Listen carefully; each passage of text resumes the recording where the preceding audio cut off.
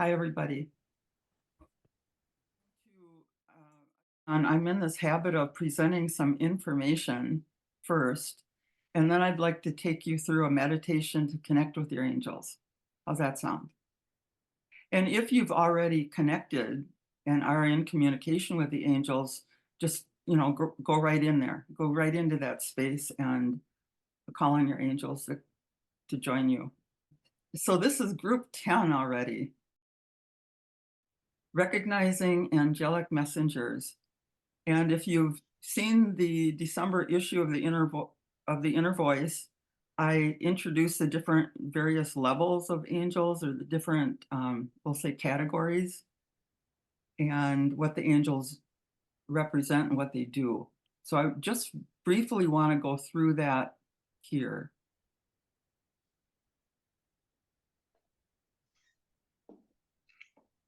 I also am showing you the cover of my book that is coming out hopefully January 1st. I'm working tirelessly at it. You can talk with your angels, learn to communicate with your angels and guides in spirit. At the very highest level, if we can put it into categories, we have the throne of God, the creator, by whatever term you want to call him or her. I translate it to be the great white light, because I do think it's a vibration of light rather than human beings with wings. The concept of the Trinity, the Father, Son, and Holy Spirit, is probably well known by all of us. In any religious studies, we have the three. But some years ago, Nick Bunick, author of The Messengers and In God's Truth, came up with the idea of the fourth group in this and called it the quad. So it's God the Father, Son, Holy Spirit, and the angels, who are the messengers for God. Oftentimes we'll see 4-4, the number is 444. We had a lot of discussion of this in other groups. But just as I finished typesetting this little program that you're watching, it was 34444. It took me 2 seconds to capture the number, so there you have it, 34446. So this is a sign that is often used, that the angels will let you know that they're around. And actually, any kind of series of numbers that we've discussed earlier, some people will see 1212 or 1111, but the angel signature, according to Nick, is the 44 or the 444. At the very highest level of angels is referred to as the first choir of angels, and it's the seraphim. Some research has turned up that they might not even be an angel, but they're just these beings of fire. The name seraph means fire or fiery, and they are said to be surrounding the throne of God, praising him and singing the music of the spheres, which I found interesting. It's the music that's produced by the vibration of the movement of the planets. Isn't that cool? Or probably all of the Milky Way. I mean, I don't think we're the only planet or the only universe. And we have the cherubim or cherubs, and we usually know them on like Valentine cards, these little babies with wings. But they're said to be the guardians of the light and the stars. Then we have the thrones, who are the guardians of the planet. Here I show a artwork of the seraphim. And if we remember I think it's a Christmas story in the Bible, where the angel Gabriel came to announce the birth of Christ to Mary, he said, "Do not be afraid." In his announcement, do not be afraid, because he appeared as this fiery being that could be very scary. The second choir of angels are known as the heavenly governors. We have the dominions who govern over the lower choirs and humanity. They take illumination from the higher hierarchies and govern the universe. Then we have the virtues who infuse divine energy to planet Earth and operate the movement of the universe. They are often associated with the planets, elements, seasons, and nature. Then we have the powers who assist in governing the natural order and keep our collective history. They are warrior angels tasked with fighting the war against demonic orders. Now, this really kind of raises a question in my mind. Demonic orders are mentioned. They're even mentioned in the Bible. But if you look at the Course in Miracles, it gives you another question. If God did not create any of that, so is it real? Is it not real? I don't know. It's a good question, and maybe somebody wants to ask their angels about this. The third choir of angels are the heavenly messengers, and this is where we start communicating with these angels. We have the principalities who are guardians of the large groups, such as kingdoms, nations, countries, the US, our cities, anywhere where there are large groups of people. And we have the archangels, who are the overlighting angels who are assigned to communicate God's important plans for man. And I believe we come in with a plan, and whenever we want information or what's going on in our lives, we would look toward the archangels for those questions. Some sources claim that Michael, Gabriel, and Raphael are the only archangels, but in my research, there's many, many more. Here I break it down a little bit more. Archangel Michael is known by a blue or cobalt blue color. And let me just say this first, that I don't know if we actually see humans with wings as how we depict angels in artwork and other research. I believe that they're how can I say this, flashes of light. If we were to see an angel, it would be maybe out of the corner of your eye, and in the case of Archangel Michael, it would be a flash of blue light and sort of a slow pulsing light, like how I'm indicating with my hand. And I've seen these flashes of light. He's considered to be the chief of guardian angels, the Prince of Light. He has been known to miraculously intervene to save and protect lives, souls, possessions, jobs, and reputations from danger and harm. So any questions in that order, you might call on Michael. Archangel Gabriel, I think we know him from, he's mentioned in the Bible as the announcer of Christ's birth and actually John the Baptist's birth. And he is known by a metallic, like a bronze or a rust color, again, a slow pulsating flash of light. His name means God is my strength or might of God. Again, they're like identified by what they do, not like who they are or what they look like. Interesting.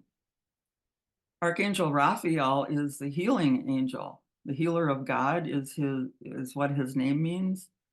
And he would be known by green light. And what's interesting about that is he's also associated with the heart chakra, which is a green light. He represents all of the qualities needed in healing, like prayer, love, joy. As soon as we lift our vibration up from a lower vibration, we heal on some level. And we have Archangel Uriel, known by a pale yellow light or the color of fire. If you were to look at a flame on a candle or fireplace, it's that pale yellow color. And his name means angel of light, the light of God. He brings divine light into our lives, and he helps us heal painful memories, which helps us heal and lift our vibration. So he restores us to peace and harmony and helps us to see love in all situations. In other words, if we see somebody who's harmed us and that has manifested in some sort of a negative vibe or even a disease, he would call on him and he would help us forgive that situation. Then we have angel, or I like to say guardian angels, who are quote unquote the lowest in the order of celestial beings. In medieval angelology, angels constituted the lowest of the 9 celestial orders: seraphim, cherubim, thrones, dominions, virtues, powers, principalities, archangels, and finally our guardian angels. I want to mention also that angels aren't concerned with any order. They don't have egos like we do. Like one's not higher and another one is lower. They're all equal. They just have different areas of expertise. A little bit about the guardian angels. They're the closest to humanity and they're the most concerned with our affairs. They are the, I'm going to say invisible, although I don't know, sometimes they can be seen, protectors assigned to each human by God at birth. But they may also come and go in our lives depending on as our purpose changes or reasons for the angel to be in our life changes, they can kind of come and go. But in the research I did, we have at least one that's with us throughout our lifetime. They're referred to as extensions of God's thought. And the word angel comes from a Greek word meaning messenger. So isn't that interesting?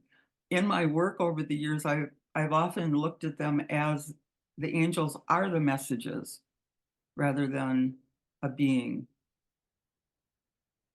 According to Jewish tradition, it is believed that angels continue to be formed with every breath of God. So it makes you wonder just how many angels are there? So are we ready to do a meditation and communicate with the angels? See what happens? Show of hands, first of all, who has already been in touch with their angels? Oh, most of you. Cool. Okay, so it, and in that case, if you know your angel's name, just go right to it and call on your angel. But I'm going to lead just a brief introduction to the angels. And I'm not going to spend a whole lot of time because I believe that when the angels are very eager to connect with you, you're going to feel like goosebumps or some sort of a feeling of excitement on their part. I mean, I think they're more excited to connect with you than we are with them. I'm going to say that because I think that's true. Even in the interview that we did the other day, you could just feel the presence. And we're in different states, right, Sally? So, and I do believe that with that energy, as soon as we connect, in other words, we're bringing our attention on them, they're going to say to you what they want to say to you, like right away. Um, so I don't want to say anything more about that because I want to leave it there, but we'll share afterwards. So I'm going to do this meditation and it will just take a couple of minutes to read through it while you can close your eyes. We're going to take some deep breaths. We're going to connect with the angels. And I'm going to give you a couple of minutes to write their messages. Okay? Just so you know what's going on. And then at the end, when I call you back, I'm going to ring a bell to bring you out of the meditation and back to your room. All right? Are there any questions about that at this point? Anybody have any questions? You're going to save them till later, right? Okay. So if you would like, um, if you could just close your eyes, and if you're not already, sit with your feet on the ground, flat on the ground or the floor, and take a couple of really long, slow breaths.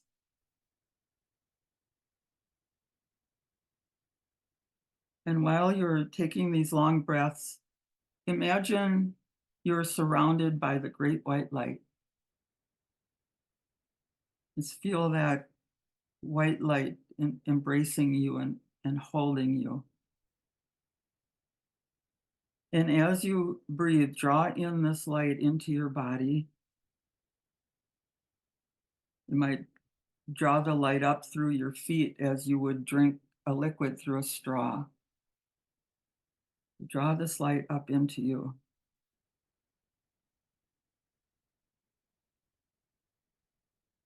Imagine the roots coming out of the soles of your feet and reaching down through the floor and all the way into the earth.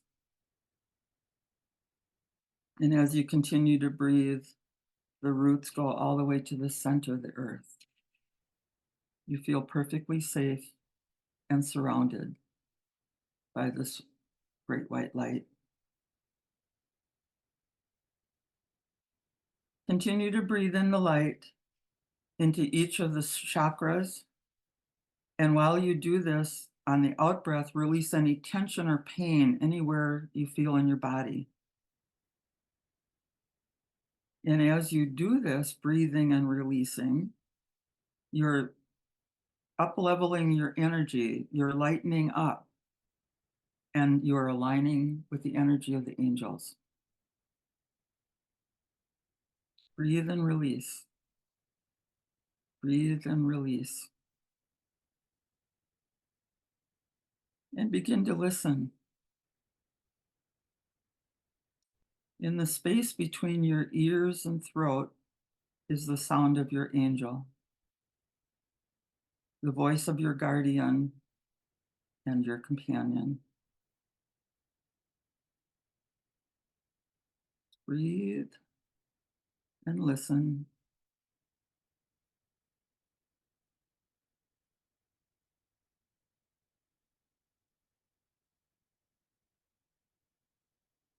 And as you're listening, begin to frame a simple, open ended question.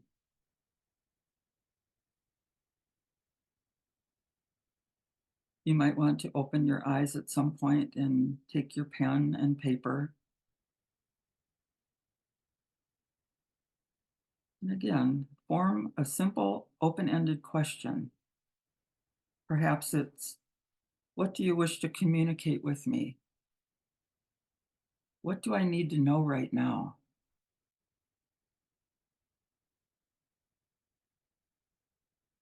You might ask the angel for its name.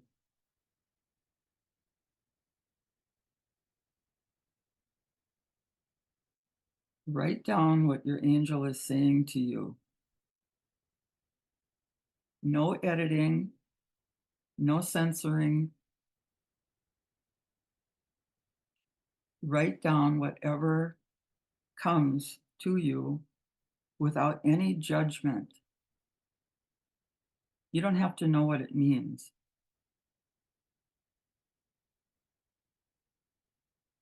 I'll give you a few moments.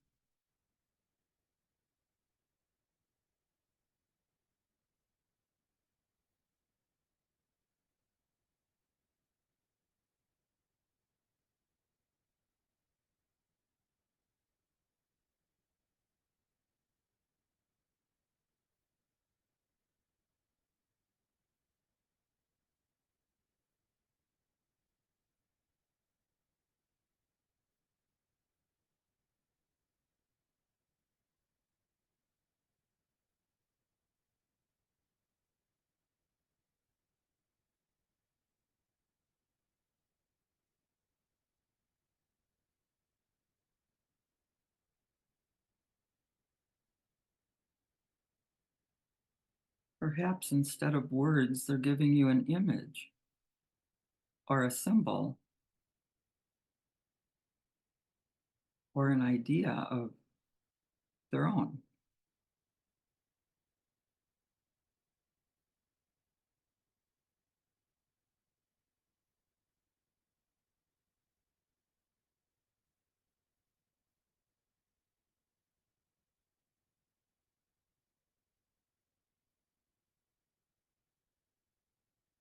If they say something that you don't quite understand, have them explain it.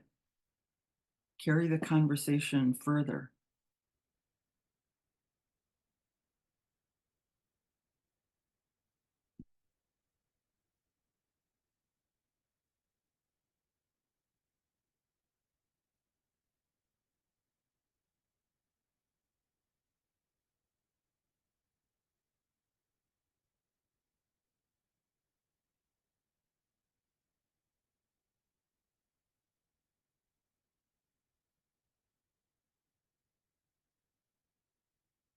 Be aware of what is happening around you in the room. If there's an outside noise, document it. Make a note of it.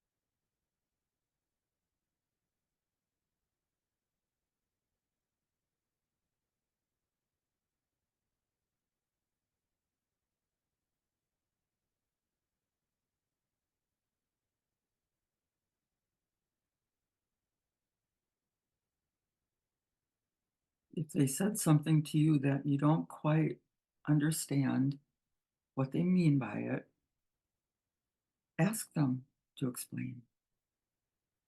What do you mean by it? Ask them for a symbol or some kind of indication that you will know that they're trying to get your attention.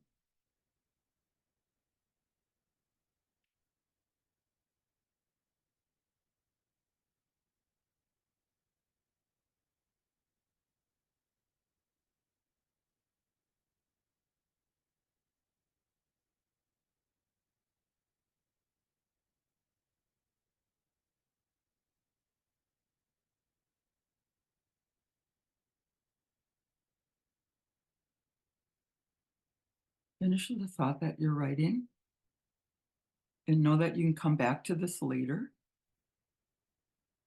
And right now, bring your awareness back to the room.